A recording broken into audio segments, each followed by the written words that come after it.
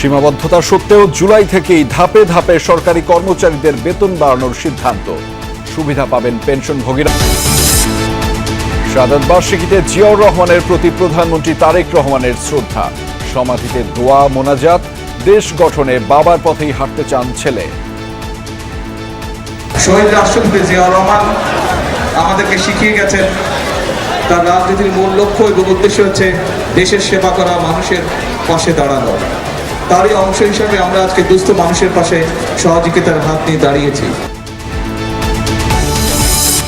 আড়তের চামড়া সংরক্ষণে ব্যস্ততা, দরপতনে সিন্ডিকেট ছাড়াও বড় কারণ মানহীনতা, বলছেন সংশ্লিষ্টরা। খতিয়ে দেখার তাগিদ।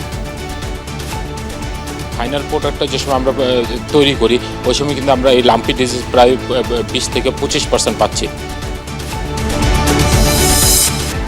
আদ্দিন হাসপাতালে 6 নবজাতক মৃত্যুর ঘটনায় আংশিক প্রতিবেদন।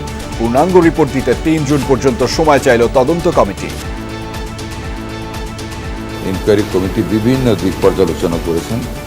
হাসপাতালটির অবস্থানগত ওয়ার্ডের অবস্থানগত সাইট, ওয়ার্ডের ভিতরে ব্যবহৃত জিনিসপত্র।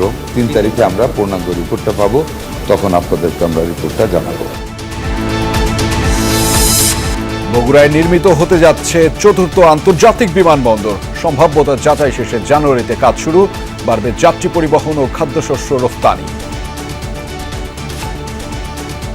শাকসবজি সহ ফলমূল যেগুলো রপ্তানি করা যায় সেগুলো সেখান থেকে করা সম্ভব। বিদেশি ইনভেস্টরের মাধ্যমে এটা করার সম্ভাবনা বেশি, কারণ অনেক টাকা যেহেতু ব্যয় হবে।